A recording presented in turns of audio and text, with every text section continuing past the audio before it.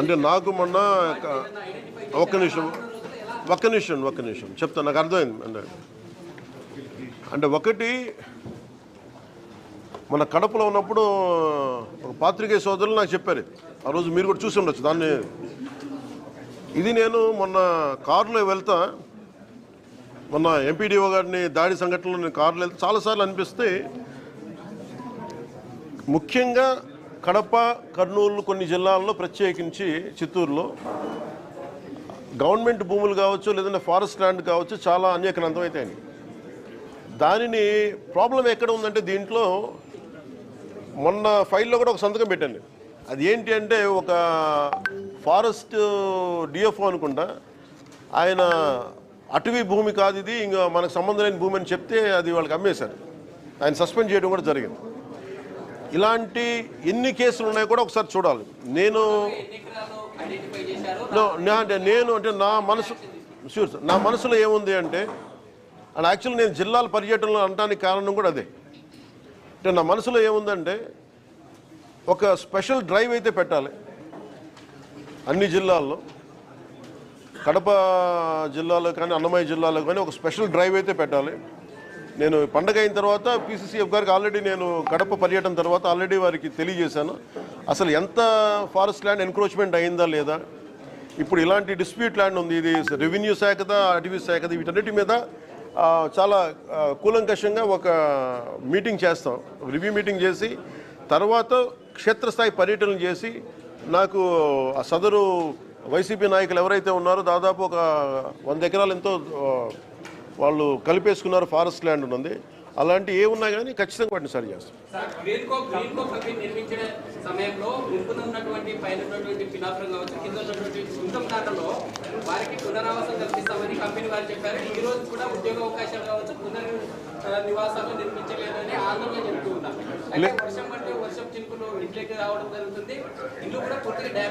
లేదు అట్లాంటివన్నీ లేదు.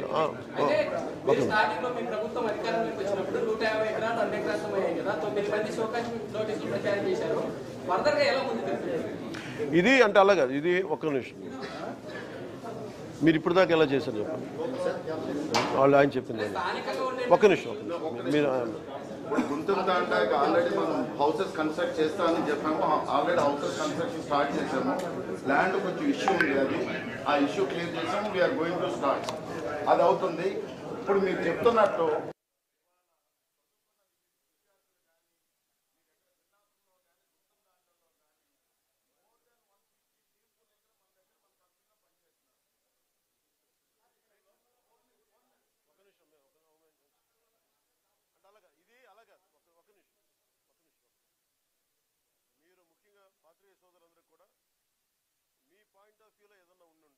మీరు దయచేసి అది నా దృష్టికి తీసుకురండి, ప్రభుత్వం దృష్టి తీసుకురండి. It will be address, it will be sorted. Thank you.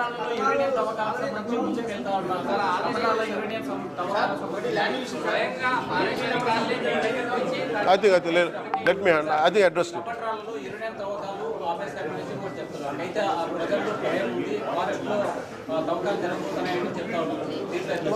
Stop చేస్తూ జీవో ఇచ్చేసారు, ఖచ్చితంగా జీవో ఇచ్చేశారు, ఆపేశారు, స్టాప్ చేశారు. రాజధాని కావాలని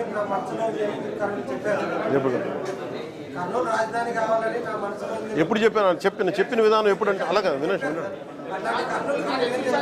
అలా అంటారా?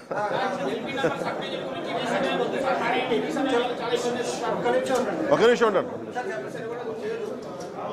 కర్నూలు అత్యంత అద్భుతమైన నగరం కావాలని, దాంట్లో భాగంగానే ఒక నిమిషం దాంట్లో భాగంగానే ఒక నిమిషం మాట దాంట్లో భాగంగానే ఇప్పుడు ఏదైనా సరే ఒక మహానగరం అవ్వాలంటే ఎనర్జీ ఉండాలి. సో ముందు మీకే గొప్ప ఎనర్జీ ఉంది, మీ అవసరాలకు వాడుకున్న తర్వాత బయటకు వస్తాయి, ఆటోమేటిక్గా నగరాలు బాగా అద్భుతంగా డెవలప్ అవుతాయి. నాకు కర్నూలుకు సంబంధించి ఇప్పుడు నేను ఎందుకు స్పష్టంగా చెప్పట్లేదంటే, నేను మన కర్నూలు, నంద్యాల జిల్లా రెండు తిరిగినప్పుడు మీలాంటి మేధావులతో మాట్లాడుతున్నప్పుడు మీరేదో నా సలహాలు ఇస్తారు, ఆ సలహాలను తీసుకొని క్రోడీకరించుకొని మీరు చెప్పండి, ఇది ఎందుకు మన కలెక్టివ్గా మనం చేసేది నా ఒక్కడే ఇది కాదు. మీరందరూ మనం సహకరించి మీకు ఎలా ఉంటే బాగుంటుంది, మీ సలహాలు సంప్రదింపులు చేసి will make it as a fantastic city. Meitei of దీన్ని ఈ ప్రాజెక్ట్ తాలూకు సైజ్ అలాంటి ప్రాజెక్ట్ ఇది. 1-2 చిన్న చితక ఏదైనా ఉంటే కనుక దాన్ని ఖచ్చితంగా దాన్ని గవర్నమెంట్ సహకరించి దీన్ని, ఎందుకంటే ఇది మేము తీసుకున్న నిర్ణయం కాదు, ఏమైనా ఉంటే ఇది కేంద్ర ప్రభుత్వం దృష్టిలో పరిధిలో పంపించి మా సైడ్ నుంచి ఇది చీఫ్ సెక్రటరీ గారికి, అది మన ఫారెస్ట్ PCCF గారికి అలాగే కూర్చోబెట్టి దీన్ని పూర్తిగా అసలు ఆ చిన్నపాటి ఏమన్నా కరెక్ట్ చేయమని ఈ ప్రాజెక్ట్ మనస్ఫూర్తిగా ముందుకెళ్ళాలి. ఎందుకంటే ఇన్ని 10,000 కోట్లు పెట్టుబడి పెట్టిన తర్వాత దాదాపు ఇంకొక 24 ఇంకొక 14,000 అంతేనా, ఇంకో 12,000 కోట్లు ఎంచుకుని 12,000 కోట్లు పెట్టేశారు. 12,000 కోట్లు పెట్టారు, ఇంకో అదనంగా ఇంకో 10,000 కోట్లు పెట్టాలి. ఈ ప్రాసెస్లో దీన్ని చిన్న చిత్తగా ఏదైనా సమస్యలు ఉంటే ఇది బిట్వీన్ 2 డిపార్ట్మెంట్స్ మధ్యన ఇష్యూ కాబట్టి అది మేము కూర్చొని అవసరమైతే కేబినెట్ దృష్టికి తీసుకెళ్తాం, ముఖ్యమంత్రి గారి దృష్టికి తీసుకెళ్తే దీన్ని సాల్వ్ చేసి దీన్ని ఈ ప్రాజెక్ట్ వెళ్ళేలా ప్రభుత్వం ముందస్తుగా దీనికి మద్దతు తెలుపుతాము. ఇది భారతదేశంలోనే ప్రధానమంత్రి గారు ప్రత్యేకించి చెప్పింది 1 నేషన్ 1 ఎనర్జీ కాన్సెప్ట్. ఇది అంటే సెల్ఫ్ రిలయంట్ భారత్, ఆత్మనిర్భర భారత్ అంటే మన ఎనర్జీ అవసరాలు, మనకు కావాల్సిన అవసరాలు మనమే సమకూర్చుకునేలాగా ఈ పర్టికులర్ ప్రాజెక్టు ఇది ఫుల్ ఫ్లెడ్జ్డ్గా కొంత సమయంలో, తక్కువ సమయంలోనే ఇది ఆపరేషన్లో వచ్చినప్పుడు అవసరమైతే ఇది విదేశాలకు కూడా మనం దీన్ని అమ్మి దీనివల్ల మనకి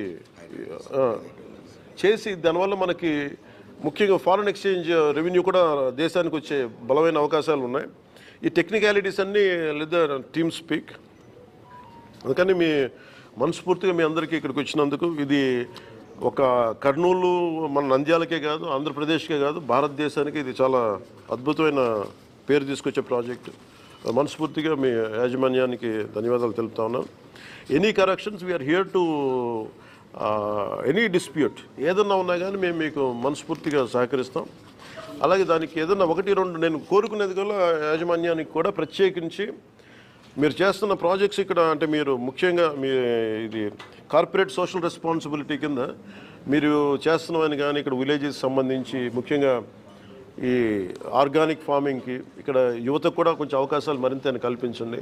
అలాగే మీరు ఇందాక మనం మాట్లాడుకున్నట్టుగా కలెక్టర్ గారు చెప్తా ఉన్నారు, పాలిటెక్నిక్ కానీ ఈ ITI స్కిల్ డెవలప్మెంట్ కూడా మీరు ఏదైనా చేయించండి.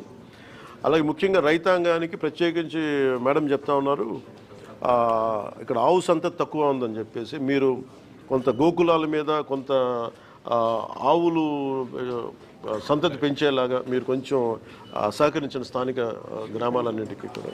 I think that 1 request I have.